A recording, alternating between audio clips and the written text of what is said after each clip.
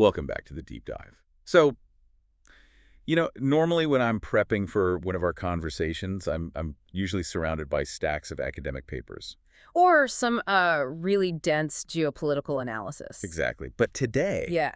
today I was just staring at one single page. It's a page that looks, well, it looks simple at first glance, but if you really look at it, it starts to look like a map of modern culture. It really does. We are looking at a disambiguation page. And for anyone who doesn't, spend their life falling down internet rabbit holes, that's the list that pops up when a term can mean 20 completely different things. And usually that list is pretty boring. You know, John Smith the baker versus John Smith the cobbler. Right. But the term we are tracking today is the Jersey Devil. 2 words. Just 2 words. Right. But what we found in the stack for today is that those 2 words have managed to infiltrate, in almost every single sector of entertainment and industry. It's honestly bizarre. It is. I mean, you have a list that connects 18th century folklore to modern fighter jets. To hip-hop albums, professional wrestling, theme parks. It's a perfect case study in branding, though. It's about how a local legend stops being just, a spooky story you tell around a campfire and starts being a commercial entity, a badge of identity. So that's our mission today. We're going to connect these dots. We want to figure out how we get from point A, a monster in the woods, to point Z, which is, a 3D platformer video game. Yeah, how does that happen? We want to understand why this specific name is so incredibly sticky. And to do that, we have to start with the seed. The source material puts it very simply right at the top of the list. The Jersey Devil is a legendary creature of southern New Jersey. Right. Foundation. And we don't need to get too deep in the weeds of the 1735 Leeds family legend. But the core identity is it's a monster, a cryptid. It's supposed to be scary. That is the crucial starting point. It belongs in the same mental bucket as, like, Bigfoot or the Loch Ness Monster. It represents the unknown, the dangerous, the thing lurking out in the Pine Barrens. It's the warning. Exactly. But, and here's where the list immediately goes off the rails, the very first major application of this name outside of folklore isn't a horror story, it's the military. The 177th Fighter Wing of the New Jersey Air National Guard. I found this so fascinating. Yeah. They don't just have a mascot. The source notes that they explicitly use the moniker Jersey Devils. Now, stop and think about the psychology of that for a second. Historically, military units, especially in aviation, they try to project very specific traits. Nobility, precision, speed. You get a lot of falcons or Eagles, knights, that kind of thing. You want to be the hero. Exactly. But here, they have chosen to align themselves with a monster. And not just any monster, but a devil. Do you think that's just laziness? Like, we're in Jersey, let's just pick the Jersey thing. I really don't think the military does anything out of laziness when it comes to unit identity. This is deliberate. Think about what a fighter wing does. It establishes air superiority. It's a threat deterrent. Right. If you name your unit the New Jersey Goldfinches, which is the state bird, by the way, you aren't exactly projecting power. No, the fighting goldfinches doesn't really scream, don't mess with us. Precisely. By adopting the Jersey Devil, they are weaponizing the folklore. They are taking a symbol that represents chaos, fear, and the other, and they are painting it on the tail of a jet. So it transforms the legend from a threat to us into a threat by us. It's reclaiming the narrative. It's saying, yes, there is a monster in New Jersey, and we are it. And that builds a very specific kind of esprit de corps. It's a bit rebellious, it's a bit edgy, and that theme of aggression carries over perfectly into the next category on our list. Sports. Esports. And this is probably the one most listeners are familiar with. The list obviously highlights the New Jersey Devils and the NHL. Of course. But it also mentions a team simply called the Jersey Devils in the Eastern Hockey League. It seems that if you put a pair of skates on in the state of New Jersey, you are, legally required to at least consider this name. It's on the birth certificate. Mm-hmm. But why hockey specifically? You don't see a New Jersey Devils baseball team mentioned here. Well, just look at the nature of the sport. Hockey is fast, it's icy, and it's physically brutal. There is a level of sanctioned violence in hockey fighting, checking against the boards, that you just don't find in baseball or basketball. So the brand fit is just more natural. It is. A devil fits the gameplay. But I'd argue it goes deeper than just the violence. It's about the Jersey attitude. Ah, There is a specific cultural cachet to being from New Jersey, especially relative to, say, New York.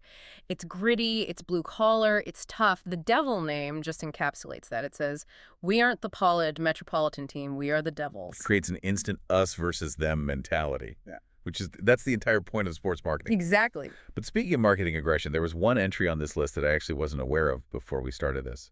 And it moves us from team sports to individual combat. You're talking about Sonya Deville. Right.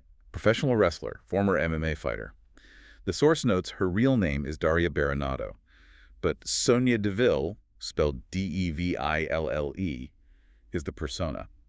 And her nickname is explicitly the Jersey Devil. This is a really interesting nuance. In hockey, the devil is a mascot. It's a logo on a jersey.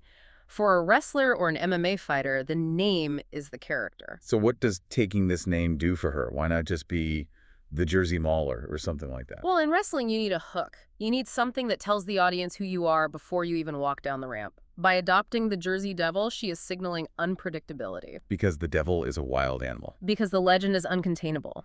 If her nickname was, say, the Jersey Strongwoman, it implies power, sure, but the Jersey Devil implies something feral, something ancient. It connects her to that deep, dark folklore history we started with. So it's a shortcut to a personality. Precisely. And in combat sports, a shortcut to a personality is how you sell pay-per-views. So in all three of these cases so far, the fighter wing, the hockey players, the wrestler, the devil name, is used as a badge of honor. It's a power move. I am dangerous. Right. It's an assertion of power.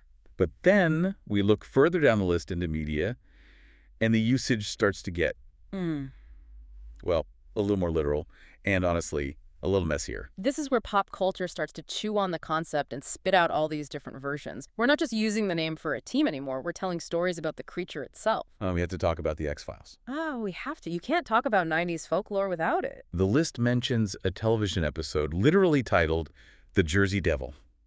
Now, for a certain generation, I mean, the X-Files was the ultimate validator of the strange. It was the canon. If Mulder and Scully investigated it, it was real culturally speaking anyway. So what does that episode do for the brand of the Jersey Devil? It nationalizes it. Before that episode, the Jersey Devil was largely a regional curiosity. Maybe you knew about it if you lived in the tri-state area or if you were really into cryptozoology books. But putting it on primetime Fox in the 90s, that graduates the monster. It puts it in the big leagues. It puts the Jersey Devil on the same shelf as the Chupacabra or the Mothman. It becomes a standardized American monster, not just a little New Jersey story. But once you have that standard recognition, you get people trying to make a quick buck off it. The source list mentions a 2009 Canadian television horror film called Carney, Which, I will be honest, I have not seen. I don't think we're missing a cinematic masterpiece. But here's the kicker that the research highlights. The film is also known simply by the title Jersey Devil. That is such a cynical marketing move, and I kind of love it for this analysis. Explain that. Why change the title? The movie's about a carnival, isn't it? Right. Carney tells you the setting, but it doesn't tell you the genre. Is it a drama about carnival workers? A comedy? A romance? The word carny is ambiguous. The Jersey Devil. Jersey Devil is specific. You slap that title on the DVD case or the streaming thumbnail, the consumer knows exactly what they are buying. They know there's a creature, they know people are going to get eaten, and they know it's a horror movie. It's a shorthand. You don't need to explain the plot. The name explains the plot. Exactly. The name has enough equity that it can carry a whole movie marketing campaign on its back, even if the movie wasn't originally called that. So that's the horror side. That makes sense. Monster equals horror. But then we hit this speed bump, the outlier. The one entry on this list that made me stop and just say, wait, seriously? You are definitely talking about the video game. I am talking about the 1997 video game Jersey Devil. A 3D platform game. Now, help me out here. When I think of 1997 platformers, I think of Super Mario 64. I think of Crash Bandicoot. Bright colors, collecting peaches. I do not think of a demonic entity from the Pine Barrens that eats livestock. It is a strange cultural artifact. But you have to remember the context of the late 90s gaming scene. This was the mascot era. The mascot era. Everyone wanted the next Mario. But they also wanted attitude. Sonic had attitude. The Gecko had attitude. It was the 90s. Everything had to be a little bit extreme. So some developer thought, let's take a literal monster and make him a platforming hero. It seems that way. They tried to take the horror out of the Jersey Devil and turn him into a cartoon character. If you look at the art, he's this little purple guy. He's mischievous, not terrifying. It feels like a fundamental misunderstanding of the brand, though. We just spent all this time talking about how the military and hockey teams use the name for intimidation. And here, a game developer is using it for whimsy. And that's probably why you don't see Jersey Devil 2 on the shelves today. Fair point. It didn't exactly become a franchise juggernaut. But it shows the flexibility of the name. By 1997, the name Jersey Devil was so malleable that you could at least try to sell it to kids as a fun protagonist. It had lost its teeth in a way. It became a caricature. So we've seen it as a weapon, a sports mascot, a horror villain, and a failed cartoon hero. But the list doesn't stop at visual media, it goes sonic. The musical landscape here is surprisingly diverse.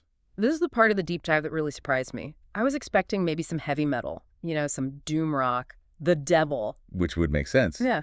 But the first entry is an album called Jersey Devil from 2017. By Matt Mondonile, recording under the pseudonym DuckTales. And for anyone who doesn't know DuckTales, this is not heavy metal. Not at all. It's indie, it's hypnagogic pop, it's dreamy, lo-fi synthesizer stuff. It's about as far away from blood and guts as you can possibly get. So why use the name? Is he just trying to be ironic?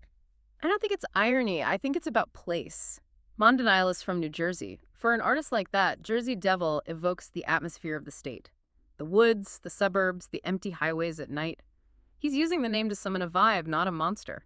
That's fascinating. So the name can signal danger, but it can also just signal home or mystery. Exactly. It's an ambient identifier. It grounds the music in a specific geography. But then you flip the coin, you look at the hip-hop entries on the list, and the danger comes roaring back. Right. We have two distinct entries here that really lean into the grit. First, there's New Jersey Devil. And we have to appreciate the spelling. New N-U and Jersey with a Z. Very mid-2000s. Extremely specific era. And he's associated with the Black Wall Street records. That's the games label. So that's a serious West Coast, East Coast connection. And then you have the track, New Jersey Devil, by the group Ho 9909. And look at the album title that track is on. United States of Horror. See, now we're back to the core. United States of Horror. Ho 9909 is this intense punk rap fusion. They aren't using the name for the suburban vibe, like DuckTales. They are using it for the noise, the aggression, the horror aesthetic. It's incredible how the same three words can appear on a dreamy indie pop album and a hardcore hip-hop track, and somehow fit both perfectly. It speaks to the chameleon nature of the term. Jersey provides the location. Devil provides the intensity. But the artist gets to decide what kind of intensity. Is it a quiet, spooky intensity? Or is it a loud, violent intensity? The name holds both. It's versatile. Yeah. But there is one final category on our list. And I think this one really brings the whole journey full circle. We started with the legend, a story told to induce fear. Right. Don't go into the woods. We've gone through all these intellectual versions of it, branding, movies, music, but the final entry returns us to the visceral, physical experience of fear. You're talking about the attraction. The Jersey Devil Coaster. Located appropriately at Six Flags Great Adventure. If we connect this to the bigger picture, isn't a roller coaster the perfect modern embodiment of a monster legend? I absolutely think it is. Think about why the folklore existed in the 1700s. People told the story to get a thrill, to feel a controlled sense of danger, to make the world feel a little bit larger and scarier than it actually was. Now, we pay $60 to strap ourselves into a machine called the Jersey Devil, specifically to feel that drop in our stomach, to feel like we are completely out of control. It's the commodification of the thrill. Exactly. The coaster is described as a single rail coaster. It's fast, it's jerky, it's intense. The engineers designed the ride to mimic the flight of a beast. You aren't just looking at the monster, you're riding it. That is such a wild shift. It's no longer just a story, it's a physical experience. It's the ultimate evolution of the brand, from a campfire warning to a theme park ticket. It really captures the whole arc, from avoid this thing to buy a ticket to ride this thing. It domesticates the fear while still selling the adrenaline. So let's zoom out. We've gone from a legendary creature to a fighter wing, a hockey puck, a wrestling nickname, a confused 3D platformer, diverse musical tracks, and finally a roller coaster. What is the takeaway here? Why this name? I think it comes down to a very specific intersection of branding and identity. Jersey Devil has a rhythm to it. It sounds cool. But more importantly, it allows people to tap into that underdog identity we touched on earlier. The Jersey attitude. Right. It's dangerous, but it's our danger. Whether you're a rapper, a hockey player, or a fighter pilot, adopting that name says, I'm from here, and I'm a force to be reckoned with. It conveys heritage, but with an edge. So it's edgy enough to be cool, but established enough to be safe for a corporate brand. Precisely. It has crossed the threshold from cryptid to cultural icon. Most monsters don't make it that far. You don't see a Mothman fighter wing. You don't see a Chupacabra NHL team. That is a really good point. The Jersey Devil has achieved a level of mainstream success that other monsters are probably jealous of. It's the most successful employee New Jersey has ever had. And that's actually where we want to leave you today, listeners. We want you to think about your own backyard. Every region has its ghost stories, its legends, its monsters. But do they have a roller coaster? Yes, exactly. If you looked up the monster of your hometown right now on a disambiguation page, what would you find? Would you find a fighter jet and a rapper? Or would you just find a dusty old story that hasn't made the leap? Why is the Jersey Devil so marketable? It's a question of branding versus belief. Sometimes the story is just a story, but sometimes it becomes a logo. Something to chew on next time you see a sports mascot. Thanks for diving deep with us today. See you next time.